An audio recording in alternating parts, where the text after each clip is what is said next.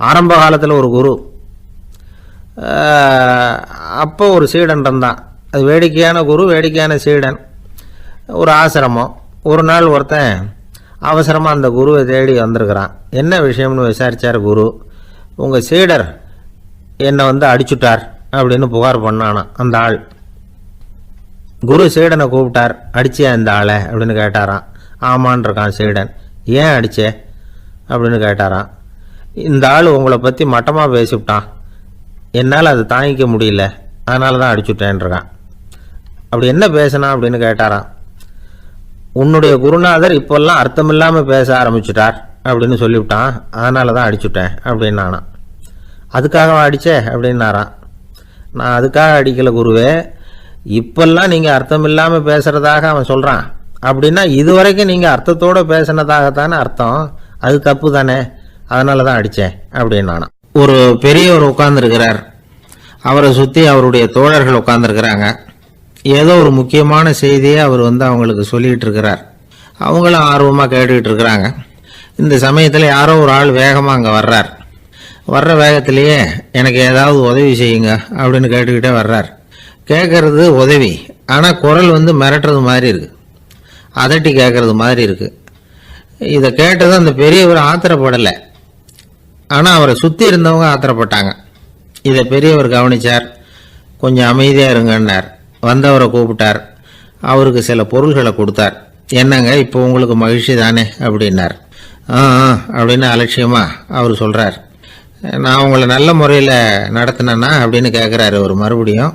அதெல்லாம் ஒன்றும் இல்லை அப்படின்னு சொல்லி அவர் சொல்லிகிட்டு இருக்கிறாரு. குரலில் கடுமை குறையில. சுற்றி இருந்தவங்களால இதை பொறுத்துக்க முடியல. கோபத்தோடு அவரை நோக்கி நெருங்க ஆரம்பித்தாங்க. பெரியவர் அவங்களையெல்லாம் தடுத்து நிறுத்தினார். வந்தவரை வாங்க என்னோட அப்படின்னு சொல்லி அழைச்சிட்டு போனார். வீட்டுக்கு போனார். அங்கே போனதும் இன்னும் சில பொருள்களை எடுத்து அவர்கிட்ட கொடுத்தார். இப்போ திருப்தி தானே, நான் உங்ககிட்ட நல்ல முறையில் நடந்துக்கிட்டேனா அப்படின்னார். அவர் முகம் இப்போ தான் கொஞ்சம் மலர்ந்தது. ரொம்ப நன்றி, இறைவன் உங்கள் குடும்பத்துக்கு எல்லா நன்மைகளையும் செய்வான் அப்படின்னு சொன்னார்.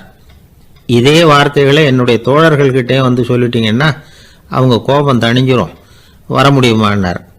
கண்டிப்பாக வர்றேன் அப்படின்னாரு. மறுநாள் காலையில் அந்த இடத்துக்கு வந்தார். அதே மாதிரி சொல்லிவிட்டு அவர் போயிட்டார். தோழர்கள்லாம் ரொம்ப வியப்போடு பெரியவரை பார்த்தாங்க. அந்த பெரியவர் தான் நபிகள் நாயகம். அவர் சொன்னார், ஒருத்தன் ரொம்ப ஆசையாக ஒரு ஒட்டகத்தை வளர்த்துக்கிட்டு வந்தான். ஒரு நாள் அந்த ஒட்டகம் கயத்தை அறுத்துக்கிட்டு ஓடி போயிட்டுது. அக்கம் பக்கத்தில் இருக்கிறவங்கெல்லாம் அந்த ஒட்டகத்தை பிடிக்கிறதுக்கு முயற்சி பண்ணாங்க. அதை துரத்திக்கிட்டு ஓடினாங்க. ஒட்டகம் தாறுமாறாக ஓட ஆரம்பிச்சிது. இந்த சமயத்தில் ஒட்டகத்தை வளர்த்தவன் அங்கே ஓடி வந்தான். நீங்கள் அதை ஒன்றும் செய்ய வேணாம், விட்டுருங்க, அதோட சுபாவம் எனக்கு நல்லா தெரியும், அதை சுலபமாக என்னோட வழிக்கு கொண்டுட்டு வந்துட முடியும், நான் பார்த்துக்கிறேன், விட்டுருங்கோ அப்படின்னா. எல்லாரும் விலகி போயிட்டாங்க. இவன் என்ன செஞ்சான் தெரியுமா? கொஞ்சம் புல்லை கையில் எடுத்துக்கிட்டு அந்த ஒட்டகத்தை நெருங்கினான். அவ்வளவுதான். அது ஓடி இவன் காலடியில் உட்காந்துக்கிட்டது. செல்லமாக அதை அப்படியே தடவி கொடுத்தான். முதுகில் ஏறி உட்காந்துக்கிட்டான். அது பாட்டுக்கு சாதுவாக நடந்து போகுது. இந்த கதையை நபிகள் நாயகம் தம்முடைய தோழர்களுக்கு சொல்கிறார். ஒட்டகத்தை மட்டும் இல்லை, சில மனிதர்களையும் கூட சில விதத்தில் அணுகிதான் அவர்களை சீர்திருத்த வேண்டியிருக்குது அப்படிங்கிறத அவங்களுக்கு உணர்த்தினார். இது ஒரு அழகான உளவியல் அணுகுமுறை. சில குடும்ப தலைவர்கள் கூட இந்த ஒட்டகம் மாதிரி நடந்துக்கிறது உண்டு, அப்புறம் அடங்கி போகிறதும் உண்டு. ஒரு குடும்ப தலைவர் காலையில் எழுந்திரிச்சதுலேருந்து சத்தம் போட்டு கத்திக்கிட்டு இருப்பார். பக்கத்தில் இருந்தவங்கெல்லாம் ஓடி போய் சமாதானம் பண்ணி பார்த்தாங்க. அவர் ஓயறது மாதிரி தெரியல. கடைசியில் அவர் மனைவி வந்தாங்க. நீங்கள் எல்லாம் விலகி போயிடுங்க, அவர் சுபாவம் எனக்கு தெரியும், நான் பார்த்துக்கிறேன் அப்படின்னாங்க. சரின்னு எல்லாரும் போயிட்டாங்க. சாயந்தரமாக பார்க்குறாங்க, அவர் சத்தம் இல்லாமல் ஒரு மூலையில் உட்காந்துருக்கிறார். ரொம்ப சாதுவா. ஆச்சரியமாக இருந்தது. என்னம்மா பண்ணீங்கன்னு கேட்டாங்க. அது ஒன்றும் இல்லைங்க, ஒரு வேளை சாப்பாட்டை நிறுத்தினேன், பட்னி போட்டேன், அவ்வளவுதான் அப்படின்னாங்க அந்த அம்மா. ஒரு ஜென் துறவி, அவருக்கு ரொம்ப வயசாயிட்டுது, கடைசி காலம். நண்பர்களெல்லாம் கூப்பிட்டார். நண்பர்களே, நான் வித்தியாசமான முறையில் சாகணும்னு ஆசைப்படுறேன், அதுக்கு ஏதாவது யோசனை சொல்லுங்களேன் அப்படின்னு கேட்டாராம். நண்பர்கள் சிரித்தாங்க. என்ன பேச்சு பேசுகிறீங்க, சாவறதுங்கிறது என்ன விளையாட்டு கத்தனமான காரியமா அப்படின்னு கேட்டிருக்காங்க. அந்த துறவி கொஞ்ச நேரம் யோசனை பண்ணார். அப்புறம் கேட்டாராம், இது வரைக்கும் யாராவது நடந்துக்கிட்டே இறந்துருக்குறாங்களா அப்படின்னாராம். எல்லாரும் இல்லைன்னாங்களாம். ஒருத்தர் மட்டும் சொல்லியிருக்கார், அப்படியும் ஒருத்தர் இறந்துருக்கிறதாக ஒரு கதையில் படிச்சிருக்கிறேன், ஒரு ஞானியால் தான் அப்படியெல்லாம் செய்ய முடியும் அப்படின்னு அவர் சொன்னாராம்.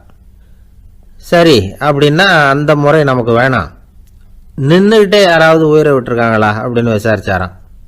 அப்படியும் ஒருத்தர் இறந்துருக்கிறார் அப்படின்னாங்களாம். மறுபடியும் அந்த துறவி யோசனை பண்ணியிருக்கிறார், ஏதாவது வித்தியாசமான முறையில் நாம் போகணும் அப்படிங்கிறது அவருடைய விருப்பம். மனிதன் எப்படி வாழ்கிறானோ அப்படி இறப்பது தான் நல்லது. சரி, யாராவது தலைகீழாக யோகம் செய்யும் நிலையில் இறந்துருக்கிறாங்களா அப்படின்னு விசாரித்தாராம். நண்பர்கள் சிரித்தாங்க. தலைகீழாக நின்னபடி இறந்ததாக நாங்கள் கேள்விப்பட்டதே இல்லை, அது முடியாத காரியம் அப்படின்னு இருக்காங்க. இப்போ அந்த துறவிக்கு திடீர்னு உற்சாகம் வந்துட்டுது. உடனே எழுந்திரிச்சார், தலைகீழாக நின்னார், அப்படியே உயிரை விட்டுட்டார். அவ்வளோதான். அந்த மடாலயத்தில் ஒரே குழப்பம், எப்படி அவரை கீழே இறக்கி படுக்க வைக்கிறது அப்படின்னு புரியல. இப்படி உயிர் விடுறதை பற்றி அவங்க இதுவரைக்கும் கேள்விப்பட்டதும் இல்லை. உண்மையிலேயே இவர் இறந்து தான் போனாராங்கிறதும் தெரியல. சோதித்து பார்த்தாங்க, இதய துடிப்பு, நாடி துடிப்பு எல்லாம் நின்று போயிருந்தது. இவர் எப்போவும் இப்படி தான், என்ன பண்ணுறது இப்போது அப்படின்னு சொல்லி எல்லாரும் குழம்பிக்கிட்டு இருக்கிற சமயத்தில் ஒரு பெரியவர் யோசனை சொன்னார். இந்த துறவியோட மூத்த சகோதரி பக்கத்து மடாலயத்தில் இருக்கிறாங்க, அவங்கள இங்கே அழைச்சிட்டு வந்தால் ஏதாவது வழி கிடைக்கும் அப்படின்னார். அந்த அம்மாவுக்கு 90 வயசு. அழைச்சிட்டு வந்தாங்க. ஒரு குச்சியை ஊன்றிக்கிட்டு அப்படியே மெதுவாக நடந்து வந்தாங்க. தம்பி தலைகீழாக நின்று உயிர் விட்டு இறக்கிறத பார்த்தாங்க. தம்பின்னு கூப்பிட்டு பார்த்தாங்க, ஒன்றும் காணோம். உடனே என்ன பண்ணாங்க, தன்னுடைய கைத்தடியால் தம்பியோட உடலை ஒரு தட்டு தட்டினாங்க. ஏப்பா, சாகிறப்பவும் உன்னுடைய குறும்புத்தனத்தை விடலையா, இப்படியாடா சாகிறது, ஒழுங்காக செத்து தொலை அப்படின்னாங்களாம். அவ்வளவுதான். உடனே அந்த துறவி திரும்பி நேராக நின்னார். அக்கா கோவப்படாத, நான் ஒழுங்காக சாகிறேன், எப்படி செத்தா என்ன, எல்லாம் எனக்கு ஒன்று தான் அப்படின்னு சொல்லிவிட்டு அப்படியே தரையில் படுத்து உயிரை விட்டாராம். அதுக்கப்புறம் அந்த அம்மா கோலை கையில் எடுத்துக்கிட்டு அப்படியே திரும்பி கூட பார்க்காம அவங்க பாட்டுக்கு போயிட்டாங்களாம். மரணத்தை ஒரு விளையாட்டாக ஆக்கிய அந்த துறவிக்கு வாழ்க்கையே ஒரு விளையாட்டாக தான் இருந்திருக்குது. எந்த நோக்கமும் இல்லாமல் செயல்படுறதுன்னா என்னங்கிறதும் அவருக்கு தெரிஞ்சிருக்குது. பயனை எதிர்பார்க்காம பணி செய்து வாழ்ந்து மறைந்த மகான் அவர். தம்முடைய தொழிலை விளையாட்டு போல செய்ய தெரிஞ்சவருக்கு வாழ்க்கையே ஒரு விளையாட்டாக மாறிடும். எல்லாமே விளையாட்டாகி விடுகிற போது மரணமும் விளையாட்டாகிவிடும் அப்படிங்கிறது தான் அந்த தத்துவம். ஆனால் அதுக்கு முன்னாடி உங்களுக்குள்ளே இருக்கிற உண்மையான நடிகனை நீங்கள் அடையாளம் கண்டுபிடிக்கணும். நீங்கள் நடிக்க வேண்டியதே இல்லை, நீங்கள் ஏற்கனவே நடிச்சுக்கிட்டு தான் இருக்கிறீங்க. நீங்கள் இந்த உண்மையை தெரிஞ்சுக்கணும், அவ்வளவுதான். இதுதான் ஞானிகளுடைய கருத்து. வாழ்க்கையை சரியாக புரிஞ்சுக்கிட்டால் எல்லாமே நடிப்புங்கிறது புரியும். கல்யாண பத்திரிக்கை அனுப்பியிருந்தேனே, ஏண்டா வரலன்னு கேட்டான் ஒருத்தன். வந்திருந்தேனே அப்படின்னானா இவன். டேய், ஏண்டா போய் சொல்கிற, நான் பத்திரிக்கையே உனக்கு அனுப்பலையே அப்படின்ட்டுருக்கான் அவன். அதுக்கு இவன் சொன்னானா, பத்திரிக்கை அனுப்புனேன்னு நீ போய் சொல்கிறப்போ கல்யாணத்துக்கு வந்தேன்னு நான் போய் சொல்லக்கூடாதா அப்படின்னானா. ஒரு தடவை நாரதர் ஒரு தெரு வழியாக போய்கிட்டு இருந்தார். வழியில் ஒருத்தர் வேத சாஸ்திரம்லாம் படிச்சுக்கிட்டு உட்காந்துருந்தார். அவர் நாரதரை பார்த்து எங்கே போயிட்டு இருக்கிறீங்கன்னு கேட்டார். கடவுளை பார்த்துட்டு வரலாம்னு போயிட்டுருக்கிறேன் அப்படின்னார் நாரதர். அப்படின்னா அவர்கிட்ட எனக்கு எப்போ முக்தி கிடைக்கும்னு கேட்டுட்டு வாங்களேன் அப்படின்னார் இவர். சரி, கேட்டு வரேன் அப்படின்னு சொல்லிவிட்டு நாரதர் நடந்தார். கொஞ்சம் தூரத்தில் ஒரு மரத்தடியில் ஒரு தொழிலாளி செருப்பு தைச்சிக்கிட்டு உட்காந்துருந்தார். அந்த ஆளும் அதே மாதிரி கேட்டுக்கிட்டார். எனக்கு எப்போ முக்தி கிடைக்கும்னு கடவுள்கிட்ட கேட்டுக்கிட்டு வாங்களேன்னார். அவர்கிட்டையும் சரின்னு சொல்லிவிட்டு நாரதர் நேராக வைகுண்டத்துக்கு சேர்ந்தார். கடவுளை பார்த்தார். இவங்க 2 பேரும் சொல்லி அனுப்பின விஷயத்தை பற்றி கேட்டார். அதுக்கு கடவுள் சொன்னார், அந்த செருப்பு தைக்கிற தொழிலாளி உடல் நீத்ததும் உடனே என்னை அடைவான். ஆனால் அந்த சாஸ்திரம் படித்த ஆள் இப்போதைக்கு என்கிட்ட சேர மாட்டான். அவன் இன்னமும் பல பிறவிகள் எடுத்து அங்கேயே இருக்க வேண்டியிருக்குது. எப்போ இங்கே சேருவான்னு எனக்கே தெரியாது அப்படின்னார். நாரதருக்கு இதோட ரகசியம் என்னங்கிறது புரியல. எனக்கு ஒன்றும் புரியலையேன்னாரான் கடவுள்கிட்ட. சீக்கிரம் புரிஞ்சுக்குவேன், நீ திரும்பி போகிறப்போ நான் இங்கே வைகுண்டத்தில் என்ன செஞ்சுக்கிட்டு இருக்கேன்னு கேட்டால், ஒரு ஊசியின் துவாரத்தில் ஒரு யானையை கோத்துக்கிட்டு இருக்கிறேன்னு அவங்கக்கிட்ட சொல்லு அப்படின்னார் கடவுள் சிரிச்சுக்கிட்டே. நாரதர் பூமிக்கு திரும்பினார். கடவுளை பார்த்தீங்களா, எப்படி இருக்கார் அப்படின்னு விசாரித்தார். வேத சாஸ்திரம் படித்தவர். ஓ பகவானா, அவர் யானையை ஊசியின் காதில் நுழைச்சிக்கிட்டு இருக்கிறார் பார்த்தேன்னார் நாரதர். ஊசி காதில் யானையா, அது எப்படி முடியும்? நீங்கள் சொல்கிறத நான் நம்ப மாட்டேன்னு விட்டார் அவர். சரி, இந்த ஆளுக்கு இறைவன் பேரில் நம்பிக்கை இல்லை அப்படிங்கிறத நாரதர் புரிஞ்சுக்கிட்டார். அடுத்தபடியாக அந்த தொழிலாளி இருந்த இடத்துக்கு போனார்.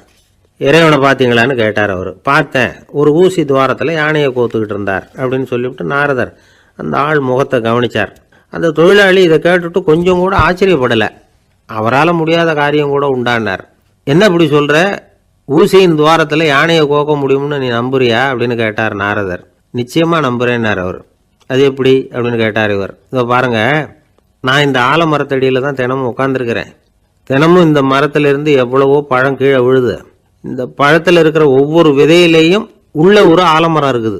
ஒரு சின்ன விதைக்குள்ள ஒரு பெரிய ஆலமரம் இருக்க முடியுங்கிறப்ப ஊசி துவாரத்தில் கடவுள் யானையை நுழைய வச்சாருங்கிறத ஒத்துக்கிறதுல என்ன கஷ்டம் இருக்குது அப்படின்னு ரொம்ப சர்வசாதாரணமாக பதில் சொன்னாராம் அந்த தொழிலாளி. நாரதர் யோசனை பண்ணார். இந்த தொழிலாளி வேத சாஸ்திரங்களையெல்லாம் படிக்கலைன்னா கூட அறிவுபூர்வமாக சிந்திச்சு இறைவனை நம்புகிறான். அதனால தான் கடவுள் இந்த ஆளுக்கு சீக்கிரம் முக்தி கிடைக்கும்னு சொன்னார் அப்படிங்கிறத புரிஞ்சுக்கிட்டாராம். இந்த கதையில் வர்ற கடவுள், நாரதர், வைகுண்டம் இதெல்லாம் ஒரு பக்கம் இருக்கட்டும், ஒரு சின்ன விதைக்குள்ள ஒரு பெரிய ஆலமரம் தூங்கிக்கிட்டு இருக்கு அப்படிங்கிற உண்மை, அந்தரத்தில் 1000 கிரகங்கள் சுற்றிக்கிட்டு இருக்குங்கிற உண்மை, இதெல்லாம் நாம் பார்த்துக்கிட்டு தானே இருக்கிறோம். இந்த உண்மைகள் அதிசயமாக நமக்கு தெரியறதுனால அதை நம்பாமல் இருந்துட முடியாது. இயற்கையை பரிபூர்ணமாக நம்புங்கள், அந்த நம்பிக்கையே நம்ம வாழ்க்கைக்கு ஆதாரம் அப்படிங்கிறத விளக்கறதுக்காக தான் இந்த கதை. இந்த காலத்தில் நம்ம பிள்ளைங்களுக்கெல்லாம் இது மாதிரி நம்பிக்கை அதிகமாகவே இருக்குது. ஒரு நாள் ஒரு சின்ன பையன்கிட்ட கேட்டேன், ஏன்பா கடவுள் ஒரு பானைக்குள்ளே ஒரு யானையை நுழைய வச்சுட்டாருன்னு சொன்னால் அதை நீ நம்புவியா அப்படின்னு கேட்டோம். நம்புவேன் சார், அது ஒன்றும் பெரிய அதிசயம் இல்லைன்னா. எப்படிறான்னு கேட்டோம்.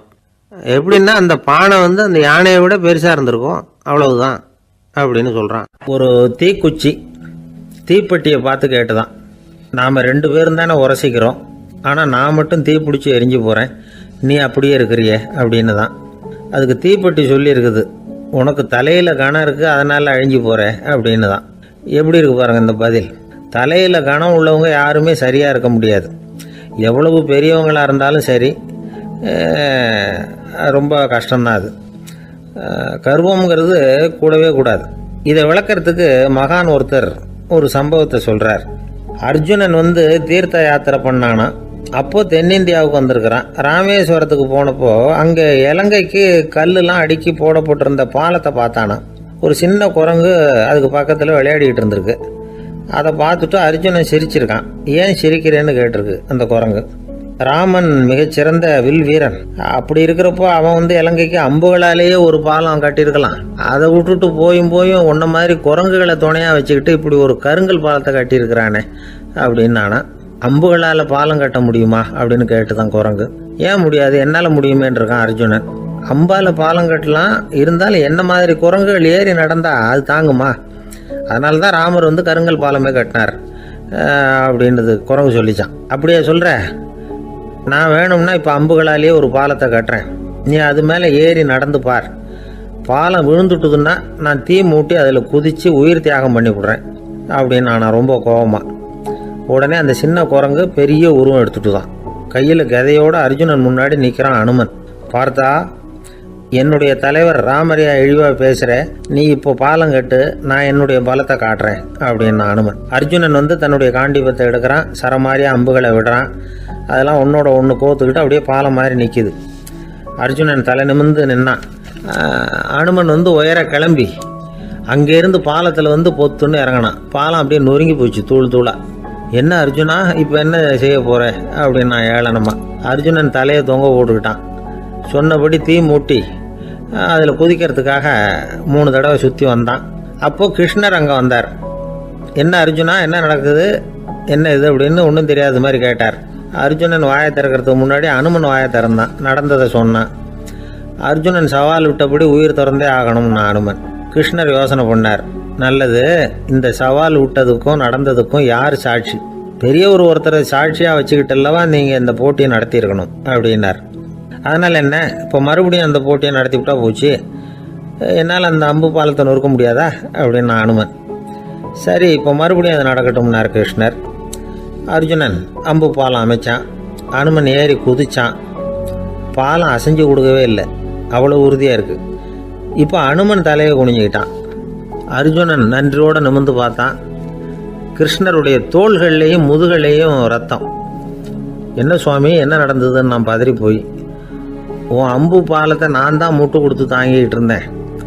அனுமன் குதிச்சப்போ என் மேலே ஏற்பட்ட காயங்கள் இவை. பின்ன உன்னுடைய அம்பு பாலத்தினாலேயா பாலம் நின்றுதுன்னு நினைக்கிற அப்படின்னாரான். முதல்ல அர்ஜுனன், அப்புறம் அனுமன், 2 பேருக்குமே கர்வ பங்கம் ஆயிட்டு தான். அதாவது அவங்கக்கிட்ட இருந்த கர்வம் போயிட்டுது. யாராக இருந்தாலும் கர்வம் கூடாதுங்கிறத இதிலேருந்து நாம் புரிஞ்சுக்கணும். இந்த காலத்தில் நாமெல்லாம் எந்த விஷயத்துக்கெல்லாம் கர்வப்பட்டுருக்கோம் தெரியுமா? 2 பெண்கள் தங்களுடைய கணவன்மார்களை பற்றி ரொம்ப பெருமையாக பேசிக்கிட்டாங்களாம். அதில் ஒரு அம்மா சொல்லியிருக்கு, என் வீட்டுக்காரர்கிட்ட எந்த சப்ஜெக்ட் கொடுத்தாலும் சரி அந்த விஷயத்தை பற்றி அழகாக 1 மணி நேரம் பேசுவார் அப்படின்னாங்களாம். உடனே இன்னொரு அம்மா, அது என்ன பிரமாதம், என் வீட்டுக்காரருக்கு சப்ஜெக்டே தேவையில்லை, விஷயமே இல்லாமல் நாள் பூரா பேசிக்கிட்டு இருப்பார் அப்படின்னாங்களாம். ஒரு காடு, நல்ல மரம்லாம் செழிச்சு இருந்தது. அப்படிப்பட்ட காட்டில் ஒரு சாது இருந்தார். அவர் எப்படின்னா எப்பவும் ஒரு மரத்தடியில் உட்காந்துருப்பார். ஏன்னா அவருடைய இருப்பிடமே அதுதான். அவர் என்ன பண்ணுவார், 3 கல் வச்சுருந்தார். செங்கல் மாதிரி இருக்கும், ஆனால் அதை விட கொஞ்சம் பெருசாக இருக்கும். எதுக்கு அந்த 3 கல்லுன்னா அதுதான் அவருடைய படுக்கை. அதாவது தூங்குறப்ப ஒரு கல்லை தலைக்கு கீழே வச்சுக்குவார், இன்னொரு கல்லை இடுப்புக்கு கீழே வச்சுக்குவார், இன்னொரு கல்லை காலுக்கு கீழே வச்சுக்குவார். உடம்பை அப்படியே ஒரு தகட்டால் மூடிக்குவார், அப்படியே தூங்கி போடுவார். மழை பெய்யுதுன்னு வச்சுங்க, அவர் உடம்பு 3 கல் மேலே இருக்குதா, அதனால் தண்ணி அடியில் ஓடி போடும், உடம்பு நனையாது. மேலே தகடு இருக்கிறதுனால மழையும் உடம்புல படாது. அவர் தூக்கமும் கிடாது, நிம்மதியாக தூங்குவார். பகலில் அந்த 3 கல்லையும் ஒரு சேர ஒரு அடுப்பு மாதிரி வச்சு அது மேலே உட்காந்துக்குவார். அதனால் பாம்பு பூச்சி எதுவும் அவரை தொந்தரவு பண்ணுறதில்ல, அது பாட்டுக்கு நடந்து போயிடும். அவர் பாட்டுக்கு நிம்மதியாக இருப்பார். யாராவது எதையாவது கொண்டுகிட்டு கொடுத்தா அதை வாங்கி சாப்பிடுவார், அவ்வளவுதான். ஒரு நாள் அந்த நாட்டு அரசன் காட்டுக்கு வேட்டையாட வந்தான். அந்த வழியாக வந்தப்போ இந்த சாது படுத்துருக்கிறத பார்த்தான், பரிதாபப்பட்டான். ஐயோ பாவம், இவர் இப்படி இந்த கல் மேலே உடம்ப வச்சுக்கிட்டு தூங்குறாரு, என்ன பாடுபடுவார், இவரை நாம் அரண்மனைக்கு அழைச்சிட்டு போய் சுகமாக நிம்மதியாக இருக்கிறதுக்கு வழி செஞ்சு கொடுப்போம், அது ரொம்ப நல்லாயிருக்கும் அப்படின்னு நினச்சான். அப்படி நினச்சிக்கிட்டே அரண்மனைக்கு வந்துட்டான். அதுக்கப்புறம் ஒரு பல்லக்கையும் 2 சேவகர்களையும் காட்டுக்கு அனுப்பி அந்த சாதுவை மெதுவாக இங்கே அழைச்சிட்டு வந்துடுங்க அப்படின்னு சொல்லி அனுப்பி வச்சான். இவங்க போய் அவர்கிட்ட விவரத்தை சொன்னாங்க. எனக்கு என்னத்துக்கு அரண்மனை வாசம் அப்படின்னார். இருந்தாலும் மன்னர் உத்தரவு, நீங்கள் அவசியம் வரணும் அப்படின்னாங்க இவங்க. சரின்னு சொல்லிவிட்டு வேறு வழி இல்லாமல் புறப்பட்டார். புறப்படும் பொழுது என்ன பண்ணாருன்னா, மறக்காமல் அந்த 3 கல் ஒரு தகடு அதையும் எடுத்து பல்லக்கில் வச்சுக்கிட்டார். என்னத்துக்கு இதையெல்லாம் எடுத்து வைக்கிறாரு அப்படின்னு சொல்லி அவங்க யோசனை பண்ணாங்க. இருந்தாலும் அதை பற்றி ஒன்றும் கேட்கல. பேசாமல் அவரை அழைச்சிட்டு போய் அரண்மனையில் விட்டுட்டாங்க. அரசன் ஓடி வந்தான், வரவேற்றான், அறுசுவை உணவு படைத்தான். அவர் படுக்கிறதுக்கு தங்க கட்டில், பட்டு மெத்தை, இப்படி எல்லாம் ஏற்பாடு பண்ணி வச்சான். இங்கே படுத்து ஓய்வு எடுத்துங்க அப்படின்னு சொல்லிவிட்டு அவன் பாட்டு போயிட்டான். மறுநாள் காலையில் பார்க்குறான், சாது படுத்துருக்கிறார். எப்படி தெரியுமா, அந்த பட்டு மெத்தை மேலே 3 கல்லையும் வச்சு வழக்கம் போலவே அது மேலே படுத்துருக்கிறார். அதுக்கு மேலே தகடு. அரசன் பார்த்துட்டு அதிர்ச்சி ஆகிட்டான். என்ன சுவாமி இப்படி அப்படின்னா, சாது சொன்னார், எனக்கு தேவையும் இல்லை குறையும் இல்லை, எல்லா இடத்துலையும் எனக்கு ஒரே மகிழ்ச்சி தான் அப்படின்னார். மகிழ்ச்சிங்கிறது தங்க கட்டிலேயோ பட்டு மெத்தையிலேயோ இல்லை, அது மனசில் இருக்கிற ஒரு விஷயம். உண்மையான மகிழ்ச்சிக்கு வழி மனப்பக்குவம் அப்படிங்கிறது அந்த அரசனுக்கு புரிஞ்சுதான். இந்த காலத்தில் ஒரு சாமியார், அவரை தேடி ஒரு சீடன் வந்தான். என்னாச்சு தெரியுமா, சுவாமி எனக்கு நிம்மதி வேணும், அதுக்கு என்ன வழின்னு கேட்டான். சாமியார் நிமிர்ந்து பார்த்தார். அப்புறம் சொன்னார், நீ ஏகப்பட்ட பேர்கிட்ட கடன் வாங்கியிருக்கிற, அதையெல்லாம் திருப்பி கொடுத்தா தான் உனக்கு நிம்மதி கிடைக்கும்னார். இவனுக்கு ஆச்சரியம். அது எப்படி சாமி, அவ்வளவு கரெக்டாக நான் கடன் வாங்கினதை கண்டுபிடிச்சிங்க அப்படின்னா, உனக்கு கடன் கொடுத்து சாமியாராக போனதே நான் தான்ப்பா, அதனால தான் இந்த கதிக்கு வந்தேன். என்கிட்டயே நிம்மதிக்கு வழி கேட்குறிய, அதுதான்டா வேதனை அப்படின்னாராம் அவர். நம்பிக்கை இல்லைன்னா இந்த உலகத்தில் நாம் நடமாடவே முடியாது. அவநம்பிக்கையோடு இருந்துக்கிட்டு இருந்தால் என்றைக்கும் அவஸ்தை தான். நாம் நம்புறது நடக்குதோ இல்லையோ அது வேறு விஷயம். ஆனால் எதையும் நம்பி தான் நாம் அடி வைக்க வேண்டியிருக்கு. வேறு ஒன்றும் வேணாம், ஒரு லாட்ரி சீட்டு வாங்குகிறோம், அது எங்கே நமக்கு விழப்போகுது அப்படிங்கிற அவநம்பிக்கையோடவா வாங்குகிறோம்.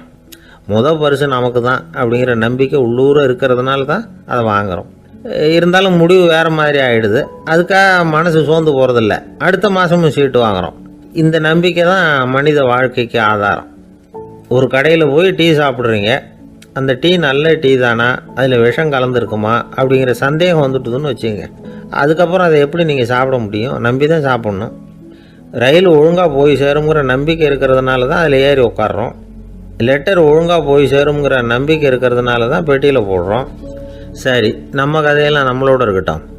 மனித நம்பிக்கை எந்த அளவுக்கு உறுதியாகவும் அறிவுபூர்வமாகவும் இருக்கணுங்கிறதுக்கு அலெக்சாண்டர் வாழ்க்கையில் நடந்த ஒரு சம்பவத்தை உதாரணமாக சொல்லலாம். இந்த உலகத்தையே ஜெயிக்கணும்னு புறப்பட்டார் அலெக்சாண்டர். ஒரு கட்டத்தில் அவர் சிட்னஸ் நதி கரைக்கு சேர்ந்தார். அந்த சமயத்தில் அவருக்கு கடுமையான நோய் வந்துட்டுது. அவர் கூடவே வந்திருந்த கிரேக்க வைத்தியர்கள் என்னென்னமோ முயற்சியெல்லாம் பண்ணி பார்த்தாங்க. இருந்தாலும் அலெக்சாண்டருக்கு வந்திருக்கிறது என்ன நோய்ங்கிறத அவங்களால கண்டுபிடிக்க முடியல. ஏன்னா அந்த பகுதியில் உள்ளவங்களுக்கு மட்டுமே அதிகமாக வரக்கூடிய ஒரு வினோதமான நோயாக இருந்தது அது. ஆனால் அவர் இருக்கிற இடம் எதிரியோட இடம், பாரசீக மன்னனோட ஆளுகைக்கு உட்பட்ட இடம். என்ன பண்ணுறது அப்படின்னு எல்லாரும் யோசனை பண்ணாங்க. பாரசீக மன்னனோட அரண்மனையில் இருக்கிற வைத்தியர் வந்தால் இந்த நோயை குணப்படுத்தி விடுவார் அப்படின்னு சொன்னாங்க.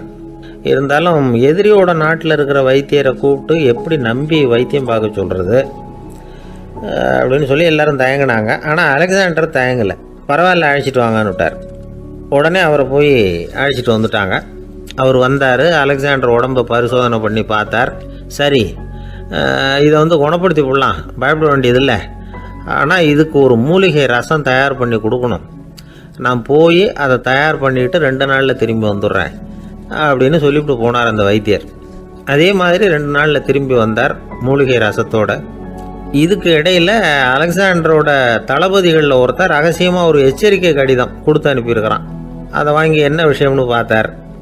இப்போ உங்ககிட்ட வந்திருக்கிற எதிரி நாட்டு வைத்தியரை நம்பாதீங்க. அவன் கொண்டுகிட்டு வந்திருக்கிற மூலிகை ரசத்தில் விஷம் கலந்துருக்குது அப்படின்னு அதில் எழுதியிருக்கு. அதை பார்த்தார் அலெக்சாண்டர். இருந்தாலும் கொஞ்சம் கூட அலட்டிக்கலை. வைத்தியர் கொடுத்த மருந்தை வாங்கி கடகடன்னு குடிச்சுட்டு அதுக்கப்புறம் அந்த கடிதத்தில் இருந்த விஷயத்தை அந்த வைத்தியர்கிட்ட சொன்னார். வைத்தியர் திகைச்சு போயிட்டார். தன் மேலே அலெக்சாண்டர் வச்சிருக்கிற நம்பிக்கையை பார்த்து அவருக்கு ரொம்ப வியப்பு. வைத்தியர் உண்மையிலேயே நல்ல மருந்து தான் கொண்டுகிட்டு கொடுத்துருக்கிறார். அதில் விஷம்லாம் எதுவும் கலக்கலை. அதுக்கப்புறம் அலெக்சாண்டர் அந்த வைத்தியரை பார்த்து சொன்னாராம், நம்பிக்கைங்கிற அச்சாணியை ஆதாரமாக வச்சுக்கிட்டு தான் இந்த உலகம் சுற்றிக்கிட்டு இருக்குது. எனக்கு எதிரியாக இருந்தாலும் பாரசீக மன்னர் ரொம்ப பெரியவர். அப்பேற்பட்ட மன்னருடைய அரண்மனை வைத்தியர் தொழில் நேர்மை இல்லாதவராக இருக்க மாட்டார். அப்படி இருந்தால் அவரை அரண்மனை வைத்தியராக வச்சிருக்கவே மாட்டாங்க அப்படின்னு நம்பினேன். என்னுடைய நம்பிக்கை வீண் போகலை அப்படின்னாராம். இதுதான் மானுட நம்பிக்கைங்கிறது. இந்த காலத்துலேயும் இது மாதிரி இந்த மானுட நம்பிக்கையை ரொம்பவும் சாமர்த்தியமாக கையாளுகிற கெட்டிக்காரங்க சில பேர் இருக்கிறாங்க. இந்த காலத்து குரு, அவருக்கு ஒரு சிஷ்யன். குரு முன்னாடி அந்த சிஷ்யன் ரொம்ப பணிவாக நின்று, குருவே, உங்கள் கையால் விஷத்தை கொடுத்தாலும் அதை வாங்கி மடமடன்னு குடிச்சிருவேன் அப்படின்னா. உன்னுடைய குரு பக்தியை மெச்சினேன் அப்படின்னார் குரு. அதுக்கு அந்த சிஷ்யன், அப்படி இல்லை குருவே, உங்ககிட்ட சிஷ்யனாக இருக்கிறத விட உங்கள் கையால் விஷத்தை வாங்கி குடிச்சு விடுறது ரொம்ப நல்லது, அதனால தான் அப்படி சொன்னேன் அப்படின்னா. விவசாயிகள் அவங்க விவசாயம் முன்னேறி இருக்கிற அளவுக்கு விவசாயிகளுடைய வாழ்க்கை தரம் முன்னேறலை. அந்த அளவுக்கு அவர்கள் நாட்டுக்காக உழைச்சிக்கிட்டு இருக்கிறாங்க. அந்த காலத்திலே அதை பற்றி ஒரு கதை சொல்கிறது உண்டு. ஒரு வயசான ஆள் நிலத்தில் ஏறு ஊதுகிட்டு இருந்தாராம். கிழிஞ்சு போன ஒரு சின்ன துண்டை தான் இடுப்பில் கட்டியிருந்தாராம். தலையில் ஒரு கந்தலை சுற்றி இருந்தார். உடம்பு பூரா சேரு, ரொம்ப ஏழை. ஏறு ஓட்டிகிட்டு இருக்கிறவர் வேறு எப்படி இருப்பார்? இருந்தாலும் அந்த ஆள் ரொம்ப ஜாலியாக பாட்டு பாடிக்கிட்டே ஏறு ஊதுகிட்டு இருந்தாராம். உடம்புல தான் அவர் ஏழையை தவிர மனசில் ஒரு ஏழையாக தெரியல. அந்த சமயத்தில் அந்த நாட்டு ராஜா அந்த பக்கமாக குதிரை மேலே வந்தாராம். வேட்டைக்கு போயிட்டு பரிவாரங்களோடு திரும்பி வந்துகிட்டு இருக்கிறார். ரொம்ப செல்வ செழிப்பில் இருக்கிற ராஜா அவர் இந்த வயசான விவசாயியை பார்த்துருக்கார். இந்த ஆள் ரொம்பவும் ஏழைங்கிறது அவர் பார்த்தாவே பளிச்சுன்னு தெரியுது. கட்டிக்கிறதுக்கு நல்ல துணி இல்லை, உடம்போ இழைச்சி போயிருக்குது, வயிறு முதுகில் போய் ஒட்டிகிட்டு இருக்கு, கண்ணு குழு விழுந்து போயிருக்குது. ஆனாலும் முகத்தை பார்த்தா சந்தோஷமாக இருக்கிற மாதிரி இருக்குது. இவ்வளவு உற்சாகமாக பாடிக்கிட்டு இருக்கிறாரே அப்படின்னு ஆச்சரியமாக நினச்சி பார்த்தார் அந்த ராஜா. சரி, அவர்கிட்ட கொஞ்சம் பேச்சு கொடுத்து பார்க்கலாம் அப்படின்னு முடிவு பண்ணார். ஐயா பெரியவரே, இப்படி கொஞ்சம் வர முடியுமான்னாராம்.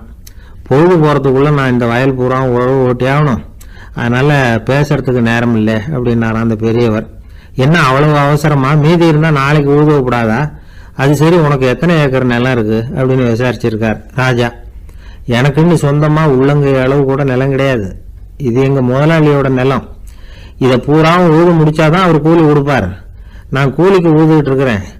உங்ககிட்ட பேசிக்கிட்டு இருந்தா அவருக்கு துரோகம் பண்ணது மாதிரி ஆயிடும் அப்படின்னாராம். ராஜா குதிரையை விட்டு கீழே இறங்கினார். வரப்புல நடந்து அந்த பெரியவர்கிட்டயே போனாராம். சரி, ஒரு நாள் பூரா உழுதான் உனக்கு எவ்வளவு கூலின்னு கேட்டிருக்கார். 8 அணா கூலி கிடைக்கும்னாராம் அவர். இது ரொம்ப காலத்துக்கு முன்னாடி நடந்த ஒரு சம்பவங்கிறதுனால அப்போ 8 அணா கூலிங்கிறது ரொம்ப பெருசு. இருந்தாலும் அதுவும் அந்த ராஜாவுக்கு பெரிய கூலியா தெரியல. இவ்வளவுதானா, இதை வச்சுக்கிட்டு நீ எப்படி காலம் தள்ளுற அப்படின்னாராம். ஒன்றும் கவலை இல்லை அப்படின்னாராம் அவர். ராஜாவுக்கு ரொம்ப ஆச்சரியமா போச்சு. 8 அணா கூலி வாங்குற இந்த ஆளு கவலை இல்லாம இருக்கிறார், ஏராளமான வசதியோடு இருக்கிறன்னா கவலை இல்லாம வாழ முடியலையே அப்படின்னு நினைச்சு பார்த்திருக்கார். அது சரி, 8 அணாவில் எப்படி குடும்பம் நடத்துற அப்படின்னு கேட்டாராம். எனக்கு கிடைக்கிற 8 அணாவில் 2 அணா குடும்பத்துக்கு செலவழிக்கிறேன், 2 அணா பழைய கடனுக்கு கொடுக்குறேன், 2 அணா தர்மம் செய்யறேன், 2 அணா வட்டிக்கு கொடுக்குறேன், ஒரு குறையும் இல்லைன்னாராம். ராஜாவுக்கு ஒன்றும் புரியல. எனக்கு ஒன்றும் புரியலேன்னு இருக்காரு. ஐயா, எனக்கும் என் மனைவிக்கும் 2 அணா செலவாகுது. வயசான அம்மா அப்பா இருக்கிறாங்க, சின்ன வயசுல என்னை காப்பாத்தினவங்க அவங்க. அந்த கடனுக்கு 2 அணா செலவாகுது, அது பழைய கடன். என் தங்கச்சி ஒருத்தி ஆதரவு இல்லாத நிலைமையில தன்னுடைய மகனோட என் வீட்டுல இருக்கிறா. அவளுக்கும் அவள் மகனுக்கும் 2 அணா செலவு பண்றேன், அது தர்மம். எனக்கு 2 பிள்ளைங்க இருக்கிறாங்க, அவங்களுக்கு 2 அணா செலவு பண்றேன், அது வட்டிக்கு கொடுக்கறது மாதிரி. பிற்காலத்துல அவங்க எங்களை காப்பாத்துவாங்க. அந்த வகையில நான் திருப்தியோட வாழ்ந்துகிட்டு இருக்கிறேன் அப்படின்னாராம். ராஜாவுக்கு அர்த்தம் புரிய ஆரம்பிச்சுதான். அந்த பெரிய நிலத்தை விலை கொடுத்து வாங்கி அந்த பெரியவருக்கே தானமா கொடுத்துட்டாராம். இப்போ ஊழவருக்கே நிலம் சொந்தமாயிட்டுது. அன்னையிலிருந்து அரசனுக்கும் ஆறுதல் கிடைச்சுதான். இப்படி ஒரு கதை சொல்லுவாங்க. 8 அணா வருமானத்தை வச்சுக்கிட்டு எப்படி காலத்தை தள்ளுறதுன்னு சொல்றதுக்காக இந்த கதையை சொல்றதாக யாரும் தப்பா நினைச்சுக்க கூடாது. கிடைக்கிறத எப்படி பங்கு போடுறார், எப்படி திருப்தியா வாழறார் அப்படிங்கிறது தான் முக்கியம். அது மாதிரி இன்றைக்கு இந்த பொங்கல் திருநாள்ல உழவர்கள் மனசு மகிழ்ச்சியா இருந்ததுன்னா அது எல்லாரும் மகிழ்ச்சியா இருக்கிறது மாதிரி அர்த்தம். அதனால அவர்கள்ட்ட இருந்து நாம பாடம் கத்துக்கணும். சில உழவர்கள் தங்கள் நிலத்துல விளையறத தாங்கள் சாப்பிட மாட்டாங்க, அடுத்தவங்கள்ட்ட வித்துட்டு சந்தையில போய் வேற அரிசி வாங்கிட்டு வந்துதான் இவங்க சாப்பிடுவாங்க. அப்படிப்பட்ட விவசாயிகள்லாம் இது உண்டு. பங்கிடுகிற பண்பை உழவர்கள்ட்ட இருந்து கற்றுக்கொள்ளுங்கள் அப்படிம்பாங்க. ஒரு ஆள் நிம்மதியா மகிழ்ச்சியா இருந்தானா, உங்க நிம்மதிக்கும் மகிழ்ச்சிக்கும் என்ன காரணம்னு கேட்டிருக்காரு இன்னொருத்தர். என்கிட்ட இருந்தது பூராவையும் என் பிள்ளைங்களுக்கு சமமா பங்கு போட்டு கொடுத்துட்டேன், எனக்குன்னு எதுவுமே வச்சுக்கல, அதுதான் நிம்மதிக்கு காரணம்னு இருக்கான். உங்ககிட்ட இருந்தது எவ்வளவு இருந்தது அப்படின்னு கேட்டிருக்காரு அவரு. மொத்தமா ஒரு 50,000 ரூபாய் இருக்கும் அப்படின்னு இருக்கான். அவ்வளவும் பணமாவே இருந்ததா அப்படின்னு கேட்டிருக்காங்க அவங்க. இல்லைங்க, அவ்வளவும் கடன், அதை தான் பிரிச்சு கொடுத்துருக்கேன் பிள்ளைங்க கிட்ட அப்படின்னு நானா. அவன் ஒரு பெரிய பியானோ கலைஞர், வியன்னாவில் இருந்தார். ரொம்ப புகழ்பெற்ற இசை கலைஞர் அவர். இங்கிலாந்து மகாராணி விக்டோரியா அவருடைய சங்கீதத்தை கேட்கணும்னு ஆசைப்பட்டாங்க. அவரை அரண்மனைக்கு கூப்பிட்டாங்களாம். பியானோ வாசிக்க சொல்லி கேட்டாங்களாம். இவரும் ரொம்ப பிரமாதமாக வாய்ச்சி காட்டியிருக்கார்.